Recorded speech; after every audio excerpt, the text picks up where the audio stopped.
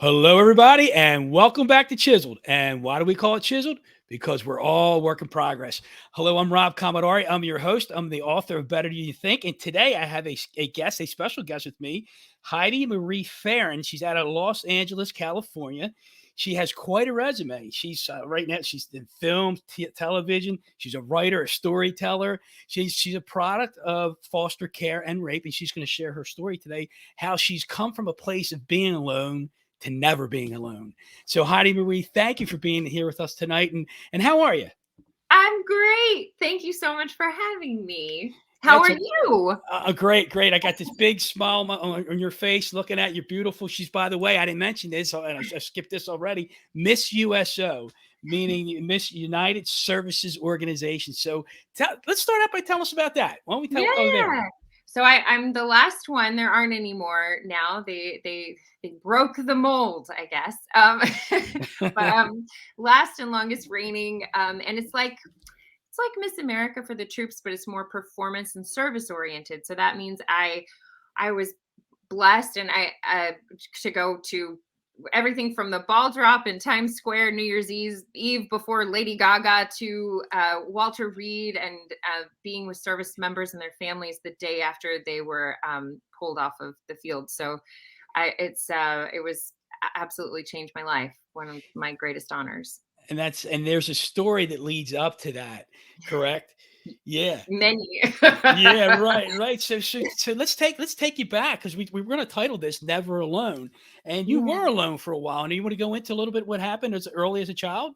Yeah, so I am the product of a rape. So my mom is a fierce warrior. She was totally disabled when it happened, and against all recommendations and odds, she kept me. And what ensued then was a big a lot of court, and I was put into foster care, and I I was in more than one foster home, and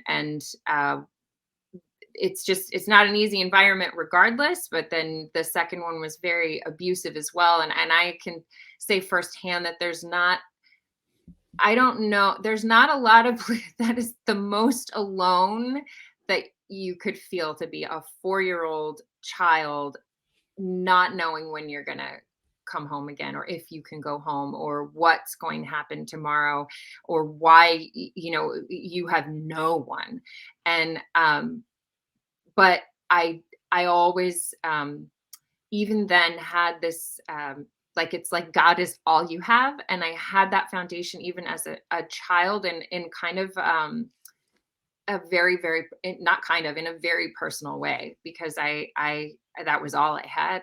And then fast forward to being so honored to be a part of the USO, but then you're in this environment where you're singing and dancing and chatting, and you see real live heroes at every turn. And I remember it was my very first Fleet Week, and I was performing for the USO at that time. I hadn't run for Miss USO yet, and I remember they were taking us out to the aircraft carrier, and there was bad weather, so instead of heloing us out, we were being shuttled to where the Coast Guard would meet us, and then they would ferry us out, and everyone was at the front of this big van and chatting and laughing, and I saw this huge Marine sitting at the back, and I thought, and I didn't know he was a Marine yet. I just saw this very, very tough guy sitting in the back of the van. And I was like, I'm gonna go sit over there with him. So I went over, and one of the things that I think that, trauma can, much like a Marvel superhero, your biggest scars can be your greatest superpowers. So I have always been really empathic, and it was something I found that was a big blessing in my work with the USO, because I was able to really pay attention to the feelings of the people around me and look for where I could be of service in that moment to that person. And because you go to bedside in Walter Reed the day after these life altering things have happened to people. And the last thing I know, I need to know in that moment that that person in that hospital bed is shining a smile back at me, and I am going to give one 10 times bigger back, because I know that's what they need right then. And I can't dissolve into a pile of tears. I need to be that light for them, so they know that there is light and there's going to be light. So back to this shuttle. I was sitting back there in my waiting to see when it was okay to speak, just kind of sitting. And this man says, "USO, huh?" And I said, "Uh-huh." he said, "Oh, I know the USO." He's like, I was did 3 tours, Vietnam. And he said, I USO came. And then he just opened up this beautiful story about how he was in the jungle and hadn't seen his family and was really in a very, very dark place, thinking about, I don't know if I can go on. I don't know if I can keep doing this. I haven't, I don't know what there is to even go home to. It was just very, very, very depressed. And he said Bob Hope and Raquel Welch came and they did this show. He said the show was great. He said, but the thing that meant the most to me was that Raquel Welch came after the show and hung out with us in our tents for hours and just like drank with them and had fun with them and chatted and whatever.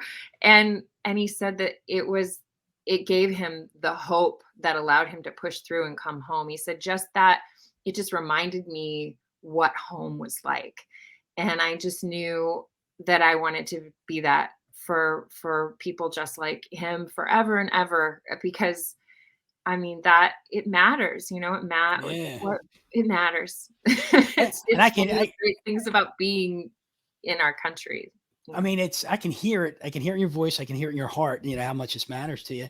And I think there's some parallels here. You said the guy, he was in the jungle. He was alone. He was Yeah, depressed. I don't know if you went through that, but I'm like, okay. And he just wanted to get back home. And you, as a 4-year-old, knowing you're a foster child, you could consider that a being in a jungle, not yeah, knowing when you're going to go home and yes, going through those up and down moments. And I'm thinking, you know, this was planned for you.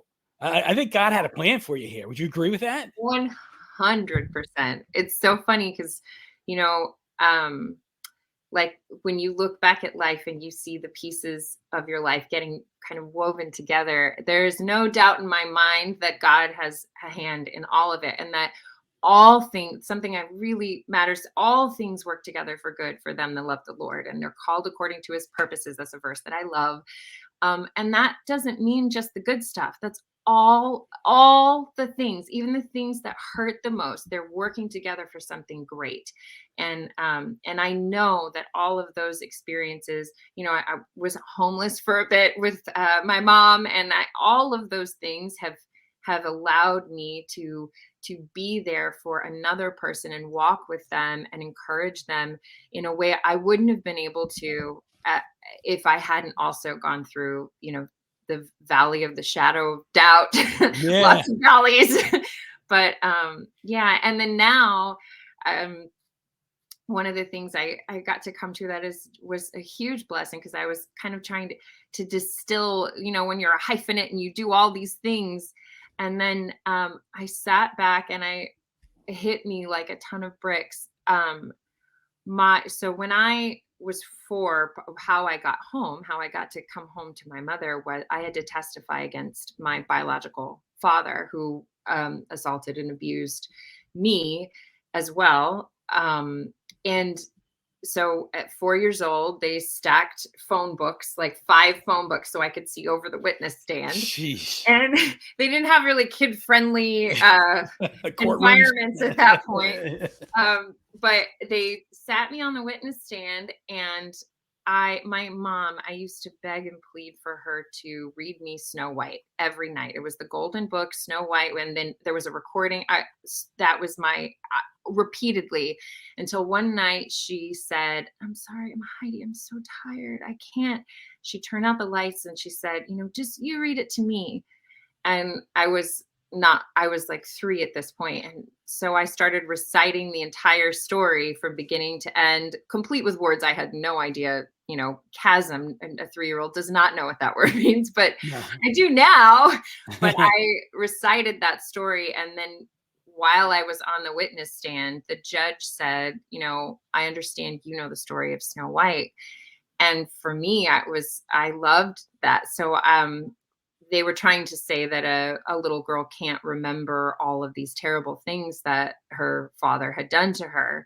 And it was through the telling of that story, through the telling of Snow White, that they were able to say, well, not only does she remember, she's specific and precise, she remembers everything, and your client is everything that she said. So storytelling was how I got to come home in the first place, and it's been doing it ever since. Yeah, that's amazing, and thank you for sharing that. So, because some people could say, "Hey, how could a 4-year-old remember this? How could a 3-year-old remember that?" Right? And you just basically told us how. So, like at 4 years old, though, it sounds like you had empathy going already. You had knowledge. Like how did I don't know if there was did you were you the only foster child in the family, or were there other siblings there, or just Yeah. you There were a lot of kids. So in the same family? in both homes, yeah. Okay. So yeah, they had 2 twin girls, and then there were 3 or 4 different people that kind of rotated through the house. And when, in fact, in my very first foster home, I remember peering over the staircase when there was a young man there, and I watched the conversation where the foster mother said he thought he was going home, and she had to tell him that he can't go home, but they'd like to adopt him. And I think he was 13, and I had never seen a boy cry at that point, Wow. and he was just crumbled. And it was the first moment I realized, oh, I could not go home.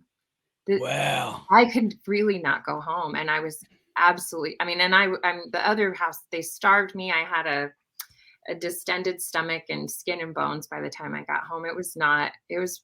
Yeah, I don't remember why I got on that topic, but No, that's there okay. were I'm lots sorry. of other kids. And the second home, they had about 4 other kids in addition to me. So there was always, and they were not nice to me. There was one person that was nice to me. She actually saved me from drowning because I fell in Oh a my pool. gosh. Because I was sitting here thinking, like, how does a 4-year-old know that they're alone? Like, 'cause some people would say they don't know anything. They're not going to remember this. And you experienced it and you're sharing it with us right now. So, I mean, it's proof that Yeah. that happens. It's proof that you can have those feelings and that awareness at Yeah. that age. Yeah. So it was, I think you said at 8 years, something happened at 8 years old, you told me. So from 4 to 8, you were bouncing around a couple foster homes, right? No, I was there for about a year. It was about a Okay. year of foster care. But I'm not sure there. Something Billy Graham, you met Billy Graham or something, you Oh, got exposed to Billy Billy Graham. Graham. That's how I got saved. That's it, I was okay. I was watching a Billy Graham revival, and mom had just left me to my druthers, and at that point, I didn't know what it was to be saved. I mean, I had it was very tangible to me. Like, I always felt God with me. There was this fierce fire of determination in me that I was going home. But I know God had his hand on my life that whole. I mean, there was just it was my best friend without even being able to speak it, probably. And then I saw Billy Graham, and I listened to his sermon. I was 8 years old, and I thought, oh, I want to get saved. You can get saved. I'm gonna get saved. And I prayed the sinner's prayer, and I ran through the house saying, I'm saved. I'm saved. That's and great. and and it's just been, my mom was so wonderful. She grew up in a strict Assemblies of God household, and she really wanted to not, and that's wonderful. That is wonderful. That is a blessing. Like, it gave her, my mom, she was a gospel singer. She's a woman of God through and through. But one thing she did for me that I appreciate so much to this day is that you know, we went to churches together, and we looked for a home. We didn't look for a denomination. We looked for a place that when we walked in, we felt the love of Christ and community, and a place where we could pour in, and that would be welcome. And it's not always easy to find a church home, and she taught me how to look for that, and how to look for God, the house of God. Mhm. And um it's just, that's always been very special to me. Um I think it's very important in a spiritual journey to look for a place where you're fed, and where you can be, where you can plug in as well, because you get as much from giving as you do from receiving. I think more. You get Well, more it's from funny giving. you say that. Yeah, I've read. I might have mentioned this on this podcast before, where, and it was a book Wayne Dyer had written. I'd read, and he said the giver in an act of kindness often receives the same, if not more, from Yeah. giving than receiving. That's absolutely, absolutely true. And look at service members. Look at the stories of mothers that a child is caught under a car, and when you have something greater than yourself that you are called to, you can move, you can do more, you can be more, because your purpose is outside of yourself. So all of those things that we deal with, where, I'm not good enough, I'm not smart enough, I'm not pretty enough, I'm not tall enough, whatever it is, all of that stuff comes from sitting right here and saying, "Oh, I am all there is." No, Yeah. all there is everyone else, and that's like the point. That's why storytelling matters, and that's why speaking matters, because you physically vibrate the air you share with other people, and it creates a scientific reaction. God is so good. That's in the science. And I can feel that energy coming from you. So you, I mean, you got some pretty. I mean, you had a rough childhood there. So you get out of foster care. You're with your mom again, and then did you find a home to live in? You and your mom. You found a home. We found a home. We had to kind of go into hiding, so from him, and so we kind of moved way out in the boonies, and then everyone kept dying in my family. So, Oh and then gosh. yeah, and then we ended up in Arkansas, and which is where my whole family's from. Okay. Um, but we didn't have a lot of, especially then, we didn't have, my mom's family was not supportive, and I think that's something that, another really powerful moment for me was volunteering with the Rape Crisis Center. And I think something that my family was really very religious, and I am too, but different ideas and priorities at the time. So they considered her ruined. So they tried to, well, first, ministers were telling her to get an abortion, and mom refused.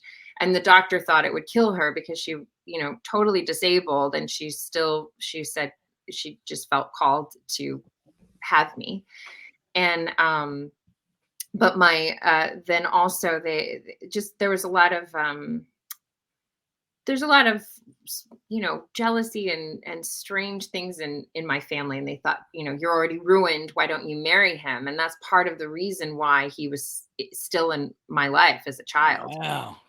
She didn't marry him, thank God, but because of that, they would invite him to family things, and he would constantly be coming around. We were terrified. I used to help my mother push a dresser in front of our bedroom door every night till I was taken to foster care. Oh my gosh. And and it stayed, having that very tangible knowledge that you can be hurt, you're not always safe, but we're gonna fight against that. And Yeah. so yeah, so we had a lot of family conflict on top of, even after that. And honestly, I feel like sometimes that's the biggest hurt.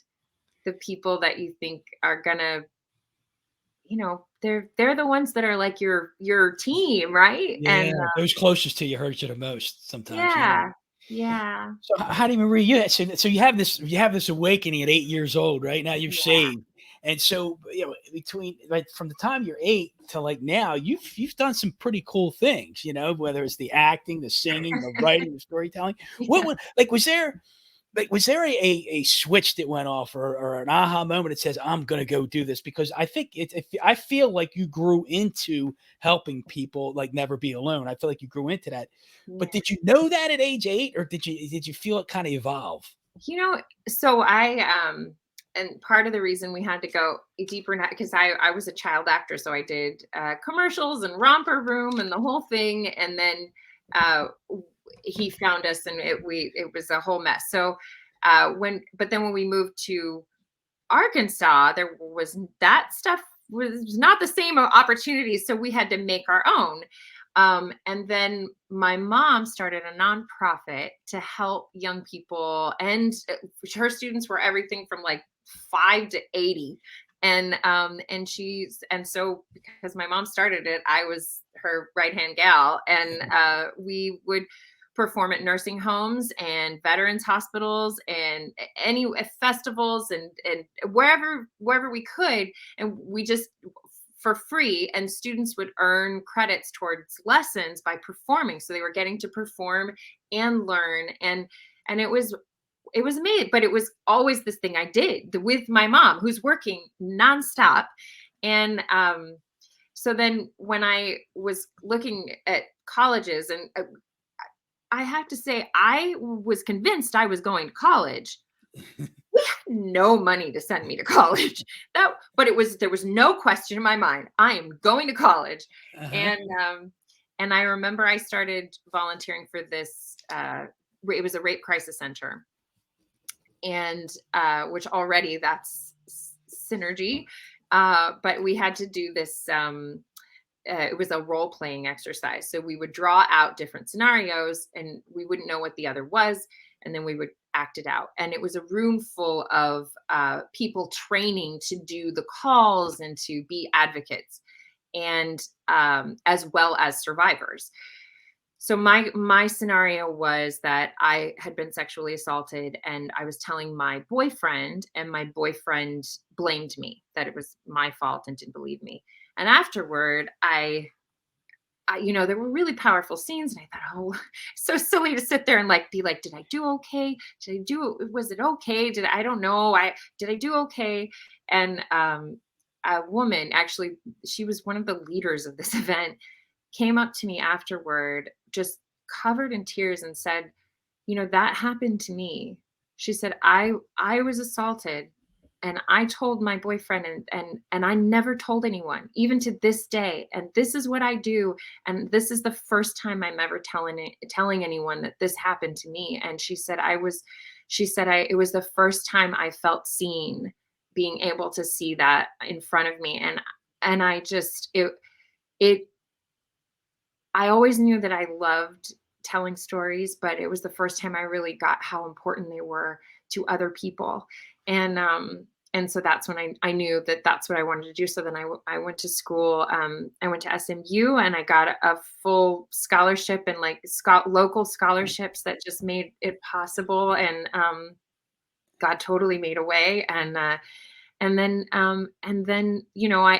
I wasn't ever I always loved writing, and I never was it wasn't really the thing they encouraged me on, Right. but I always just whatever format I could tell a story that could change a life, that's where I feel the most lit up inside. I is in making an impact in people's lives. And Jesus spoke in parables. And I think there's a reason. We need a beginning, a middle, and an end. And Uh-huh. I've really been fortunate to be able to see both on stage, off stage, on the page, how much story changes lives, because it allows us to look at ourselves without it being physically us. Yeah. That's really cool. That's really cool. So you have a strong relationship with your mom now? She's still alive? Yeah. And Yeah, she's so, been very sick for a long time, but yeah, she's my ride or die. well, I was just going to ask you, is she your hero? Yeah, for sure. Yeah. And do you ever I mean, it's probably not a good question to ask, but do you ever Go see for it. yourself do you ever see yourself as a hero to these people you get to see and help? Um, sorry. Yeah, I can I say it. I see them as my hero. I'm sorry? And I see them as my hero, you know? Oh, 'Cause because wow. Wow, that's yeah. powerful. And where tell me, and I see you on screen here. A lot of people are gonna hear this, and they won't, and not everybody will see it because it comes out as audio first. Where's this emotion coming from? Can you share that? Right now, I can feel it and I can see it. Yeah, I just, And it's beautiful, by the way. It's beautiful. I think, I mean, gosh, every single time I'm able to pour a piece of myself, my heart, no matter if it came from pain, more so when it comes from those places, th there is, a physical reaction to being able to help another person that, to be the giver is always more, to me, more powerful than even. I'm not a great receiver, first off. Most givers are not. I've worked on it really hard to Uh-huh. just be, but to do that because I know how much it means to me. I know, and that's why, um I like, it's the little things, like, so we were homeless for a bit. We lost everything. We were living in the car, and this is a tangent. I'm good at those, but This is there was raw. this Keep going. Keep going. raw and unfiltered. Um, we were at a Presbyterian church in Arkansas, um, and we were coming back from being living in a car for a year, and it was really rough. Um, and and the church, rather than, have any thoughts about, oh, you're, I don't judge, you're always afraid, no matter what, that you're going to be judged about everything. And we came back to a house we thought had sold, that had, animals living in it, and they didn't do that. They rallied around us in the most powerful, beautiful expression of what the hands and feet of Christ that I've, really gotten to see firsthand. And this is silly, but I had always wanted a black turtleneck. Just simple. Like, I'd always just thought, oh, I'd really love a black turtleneck.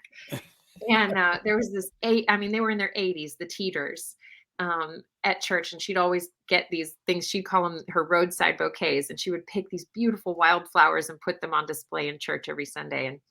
And one day it was like Santa, and I hear the sound of a bag hit the front porch, and I went outside, and I see little Pat running back to their pickup truck, and she left us a bunch of clothes, and inside the bag was a black turtleneck, and it was like one of those things nobody could have known, but it was Yeah. me. God was saying, there's I got you. I know the smallest things you don't even tell anybody. And I know that's an episode of receiving, but I know, but that to me is, when you're able to pour into the lives of into the life of another person, it is your best self. It is everything that's beautiful about being human. And to me, it's the purpose. It is our purpose, is to be there for other people in small ways, whether it's telling them that you like their hair, like just making that random compliment to let somebody know that they're seen and they're loved, Uh-huh. even if it's a stranger. Because I know that's what God is for me. I feel You see, seen. I'm wiping some tears out of my eyes here, don't you? So keep going. No, It's I and thank you for sharing it because you made me think, like the reason I said I don't know if this is the right question to ask because I didn't want it to come from a place of arrogance, like I'm your hero, right? Or I'm their hero. And the way you respond, it was profound because you said, I see them as my hero or my heroes. And it made me think, and this is coming from a place of humility, like my my son and I and my daughter too now, like we go to football games and baseball games over the years, and you see these homeless people yeah. sitting on a curb panhandling. Everybody thinks, oh, they're panhandling, they're a pain in the rear end, let's get them out of here, right? And years ago, I remember like with my kid when they were kids, when they were really young, and now like they're 20 and 23. My two, and I have an older daughter too at 38. But my two younger kids, we would go to these games, and I would say, here, give them a buck. Hey, give them a buck. But when you give them a buck, ask them their name. get a name, because when you get a name, they're going to feel important. They're going to feel like somebody. And so in that moment, you could sit there and say, hey, I gave them a buck. I was their hero. But they are your hero in the sense that they helped you be able to give more because they Yeah. inspire you to do that. So when you said that they're your heroes, that it's the switch went on in my head. I'm like, oh my gosh, when we give, we don't put ourselves up here, put ourselves down here as humbly, and receive that grace of letting somebody else be our hero through inspiring us Yeah. through the tenacity and the strength and the resilience they had to get through what they're going through, because you had to do that. You did that. You got through that, and now you're reciprocating that to, or let's say you're passing it on forward, Yeah. right? Yeah. And you are a hero to other people, but to be able to say they're your hero too, that's just, I think it's beautiful. I do. I think, thank you so much for enlightening me and others who are going to hear that, because it's awesome. It was awesome here. And then because it got emotional because I could hear it and feel in you, but I could feel it in myself too. And that was just, it was amazing. So thank you for sharing that. Thank you. Yeah. I any piece of me that is worth something or good, like that's what it is when I get to, and the fact that someone would let me be that is, I that we're all in it together. I don't think, but I'm thank you for sharing that about your kiddos, and It's it's powerful. wonderful. Yeah, it is. It is. So thank you. I mean, I feel like we should just drop the mic, right? Because you've helped. You are continuing to help. You helped a lot of people, and you're going to continue to help a lot, in your career going forward here. And I just appreciate you. I appreciate you sharing this, and I just hope everybody gets the message that they're never alone. And I think if we see people in a place where we think or assume they're alone, say hello, get a name, give them a hug, shake a Yeah. hand, or give a word of encouragement, because we are, and we do feel alone at times. Like you said, you were alone, but really you're never alone, because there's somebody always there for you. And we know who I'm talking about right now, because God's always there, Yeah. and then when somebody else could be there in a physical sense for you, you could really, really help somebody. So Absolutely.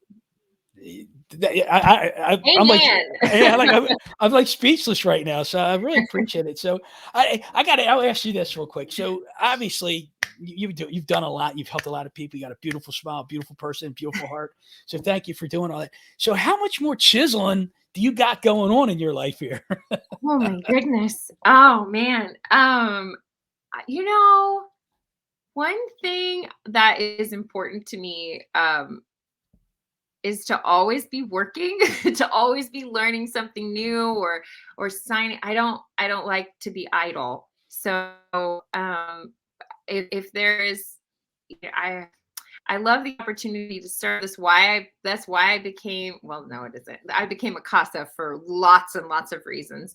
But one of those reasons was the opportunity to serve young people like me, and sandpipers, and every way I can give.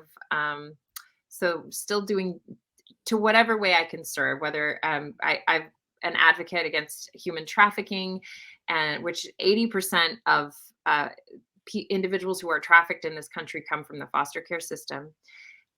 So that is a cause I'm very passionate about. I also in the defense of ICWA, which is coming up before. Now I'm giving you all the causes that I want to support. That's great. That's great. Just jumping in and trying to be of service wherever I can, and working on writing projects that also reflect that, and then even projects that I am not writing on, but want to help get into the world. I'm a producer too, and that's because there's a lot of overlooked stories and communities in the world, and I just think that you know you can change a mind with an argument, but you change a heart with a story. And that's what I want to help do. Say that one more time for me. You can change a mind with an argument, but you change a heart with a story. Wow. So, I mean, Jesus said the greatest among us must serve, right? and Yes. you're doing that, and that's the greatness that you have inside of you. But thank you for sharing. I mean, it's just, this is beautiful. I'm so glad I got the opportunity to meet you. I got referred to you through Diana here, and she was on this podcast, so hers Love had you, to. Diana. And it's just amazing what we do God's work with who He puts in front of us and what He puts in front of us, right? And I wouldn't have met you if it wasn't for that. And now you've shared this, and so many people are going to hear this, and you're going to inspire and impact so many people. So, Heidi-Marie, I got one last question for you. If somebody wanted to get a hold of you, are you open to somebody reaching out to you? Yeah, absolutely. I'm all over the socials. At Heidi_Marie Ferren, and then Heidi-Marie Ferren on Facebook. Maybe there might be a Miss USO in there, and then LinkedIn, all of the things. I have a website. Just look me up. Drop me a line. If you need prayer, send it my way. There you go. I love that. And just to make sure everybody understands, Heidi-Marie Ferren, Ferren, correct? Yes. You got it. Ferren. She's out there. She's inspirational. She's helping and impacting people. And I'm sure all servicemen out there in the world, servicemen and women out there in the world, appreciate what you're doing. So thank you so much for being here today. What you do. God bless you. I appreciate that. Until next time, everybody, let's go get chiseled.